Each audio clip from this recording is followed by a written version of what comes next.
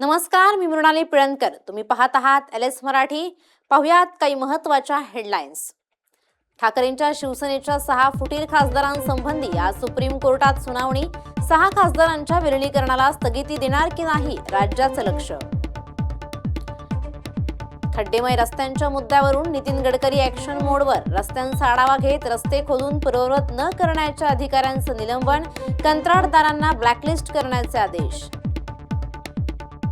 गडचिरोलीत सर्पदंशानं अनुदानित आश्रमशाळेतील 3 विद्यार्थिनींचा मृत्यू. धानोरा तालुक्यात खळबळ. आणखी काही विद्यार्थिनी रुग्णालयात दाखल. अहिल्यानगरमधील हल्ल्यात जखमी पालिका कर्मचाऱ्याचा मृत्यू.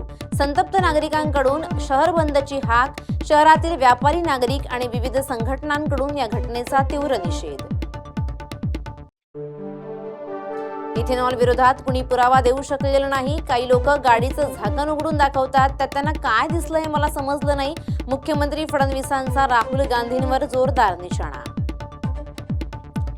झारखंडमधील आंदोलक विद्यार्थ्यांचा आज विधानसभेवर मार्च. पोलिसांच्या मोर्चाला भाजपचा पाठिंबा.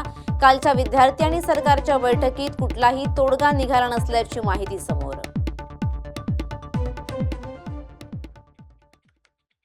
आता बातम्या पाहूयात विस्तारानं.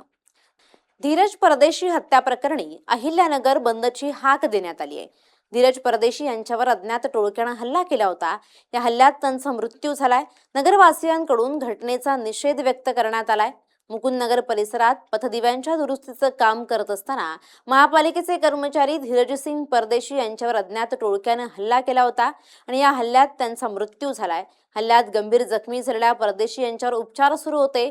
मात्र उपचारादरम्यान त्यांची प्राणज्योत मालवली आहे. मात्र यानंतर शहरात संतापाची लाट उसळली आहे.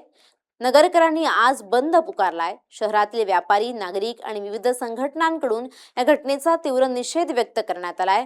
काही आरोपींना अटक करण्यात आली आहे. मात्र उर्वरित आरोपींचा पोलिसांकडून शोध सुरू आहे.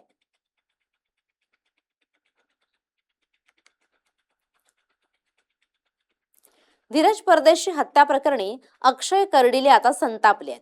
महापालिका कर्मचाऱ्यावर कट रचून हल्ला करण्यात आला असा आरोप त्यांनी केलाय. या जिहाद्यांना ठेचून मारलं पाहिजे अशी मागणी अक्षय कर्डिलेंनी केली आहे. हल्ल्यातील आरोपींवर कठोर कारवाई करा अशी मागणी अक्षय कर्डिले यांच्याकडून करण्यात आली आहे. एक सर्वसामान्य कुटुंबातला एक तरुण मुलगा जो आपल्या जबाबदारी महानगरपालिकेमध्ये कर्मचारी म्हणून निभवत होता आणि त्याला मुकुंदनगर या ठिकाणी लाईटचं काम करायला जावं लागलं. तिथं गेल्याच्या नंतर काही मुसलमान जे आहेत त्याच्यावर कट रचला आणि त्याला आज आपण पाहतो की इतक्या बेदम मारहाण केली आणि त्याला 2 दिवसापूर्वी मारहाण झाल्याच्या नंतर हॉस्पिटलमध्ये आणलं आणि शेवट आज दुपारपर्यंत तो त्या झुजत होता जगण्यासाठी. शेवट आज त्याचा प्राण हा निघून गेला. आज खरं म्हणजे अतिशय शोकाकुल वातावरण संपूर्ण अहिल्यानगर जिल्ह्यामध्ये आहे की एक निस्वार्थी मुलगा जो लहानपणीपासून हिंदू धर्माचं काम करतो.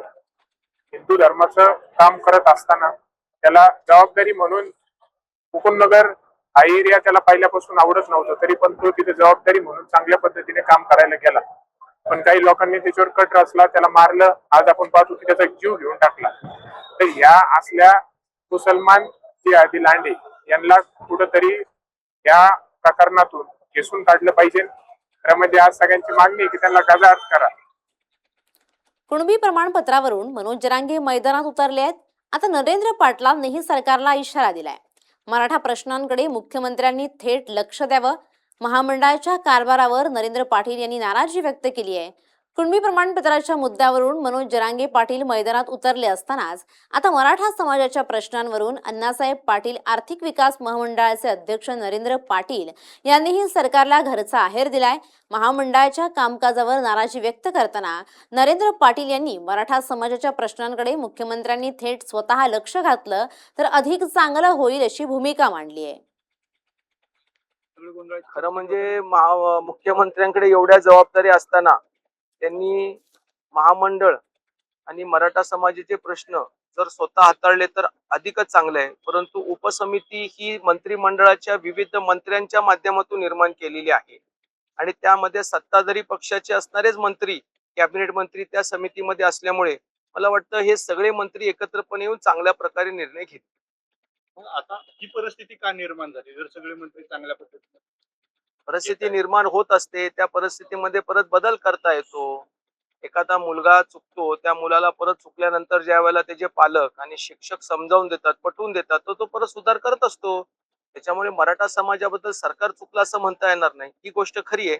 आमच्यामध्ये आणि सरकारमध्ये, मराठा समाज आणि सरकारमध्ये जे अंतर निर्माण करण्याचं काम जे अधिकारी वर्ग करतात ना, यांच्यावरती मुख्यमंत्र्यांनी व्यवस्थित कारवाई करावी, एवढीच मला आजच्या घडीला हे महत्वाचं वाटतं. मराठा समाजापाठोपाठ आता धनगर बांधवांनी सुद्धा एल्गार पुकारलाय. धनगर समाजाच्या आरक्षणाकडे लक्ष द्या.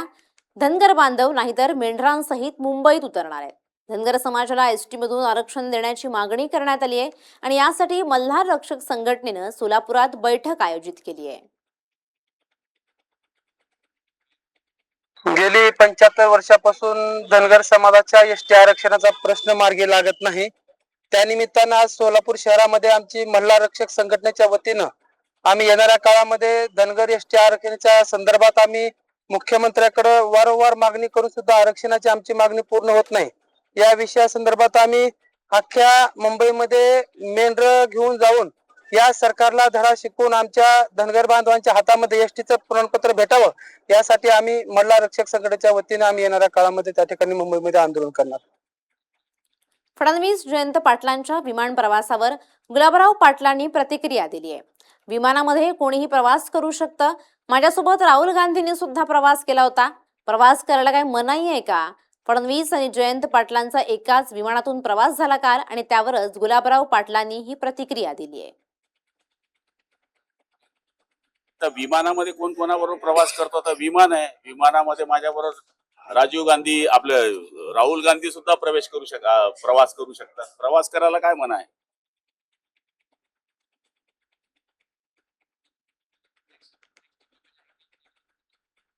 मुंबई लोकलमधून पडून तरुणाचा मृत्यू झालाय. कल्याणहून मुंबईकडे जाणाऱ्या लोकलमधून प्रवास करत असताना कळवा स्थानकाच्या दरम्यान फाजिल दरवाजावर उभा होता. अचानक त्याचा हात निसटल्यानं तोल जाऊन तो धावत्या लोकलमधून खाली पडला. या दुर्घटनेत त्याच्या डोक्याला गंभीर दुखापत झाली. फाजिल खाली पडल्याचं लक्षात येताच त्याचा मित्रही त्याला मदत करण्यासाठी खाली उतरला. रेल्वे सुरक्षा दलाच्या मदतीनं फाजिलला तातडीनं रुग्णालयात दाखल करण्यात आलं. मात्र उपचारापूर्वीच डॉक्टरांनी त्याला मृत घोषित केलंय. तरुण मुलाच्या अचानक मृत्यूमुळे कुटुंबावर दुःखाचा डोंगर कोसळलाय.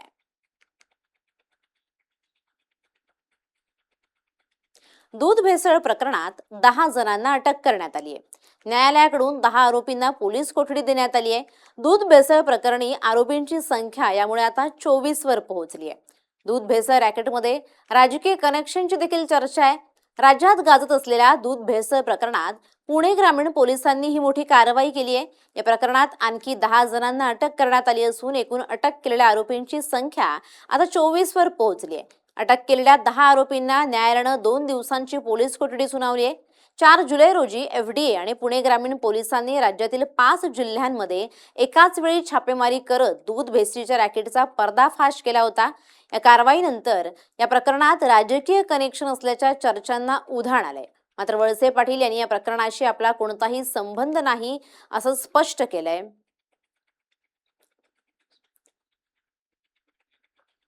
आता घेऊयात काही वेगवान बातम्यांचा महत्त्वाचा आढावा. शहीदांच्या स्मारकाबद्दल जळगाव जिल्ह्यामध्ये जो उपक्रम राबवला गेला त्यासाठी मी स्वतःला भाग्यशाली समजतो.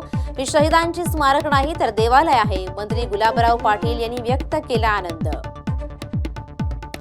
पुण्यात पंतप्रधान पीक विमा योजनेचा अर्ज भरण्याचा आज शेवटचा दिवस. शेतकऱ्यांना विमा अर्ज भरण्याचं आवाहन. गेल्या वर्षीच्या तुलनेत यंदा 20 लाख शेतकऱ्यांचा सहभाग कमी असल्याची माहिती. पुण्यातील भीमा नदीच्या वेगवान प्रवाहात शेतकरी वाहून गेल्याच्या घटनेनं खळबळ. घटनेची माहिती मिळताच बचाव पथकाची शोध मोहीम सुरू. परभणी शहर महापालिका अधिकारी आणि कर्मचारी संघटनेच्या वतीनं काम बंद आंदोलन. कर्मचाऱ्यांना वाढीव जीएसटी अनुदान देण्यात यावं यासह फरकाची रक्कम त्वरित घ्यावी ही प्रमुख मागणी. पुण्यातील औंध जिल्हा रुग्णालयातील आयसीयू मधील उपकरणं गायब झाल्याचा धक्कादायक प्रकार. प्रकरणाची चौकशी करून 7 दिवसात अहवाल देण्याचे आरोग्य विभागाचे आदेश. अमरावतीत अंमली पदार्थ विरोधी अभियानाअंतर्गत भव्य विदर्भ प्रदर्शन सायकल स्पर्धा, स्पर्धेत तब्बल 385 स्पर्धकांचा सहभाग. अमरावतीमध्ये राष्ट्रसंत तुकडोजी महाराजांना भारतरत्न देण्याची मागणीसाठी तिवसा तहसील कार्यालयात बेमुदत अन्नत्याग आंदोलनाला सुरुवात. नाशिकमधील भूकंपाच्या धक्क्याबाबत तज्ज्ञांचा मोठा दावा. धक्क्याचं संकट पूर्णपणे टळण्यासाठी आणखी महिनाभर प्रतीक्षा. सौम्य धक्क्यांची ही मालिका साधारण 2 महिने सुरू राहण्याची शक्यता. नाशिकच्या शिवाजी चौकात भर रस्त्यात एका तरुणाला टोळीकडून बेदम मारहाण केल्याचा व्हिडिओ सोशल मीडियावर व्हायरल. मारहाणीचं कारण मात्र अद्याप अस्पष्ट. जळगावच्या धाडेनगरातील गौरीशंकर मंदिरात भरदिवसा चोरी. गजबजलेल्या परिसरात दिवसाढवळ्या मंदिरावर डल्ला. नागरिकांमध्ये संतापाची लाट असून संपूर्ण घटना सीसीटीव्ही कॅमेऱ्यात कैद. या होत्या आताच्या घडीच्या काही महत्त्वाच्या बातम्या. अशाच महत्त्वाच्या बातम्यांसाठी तुम्ही पाहत रहा LS मराठी.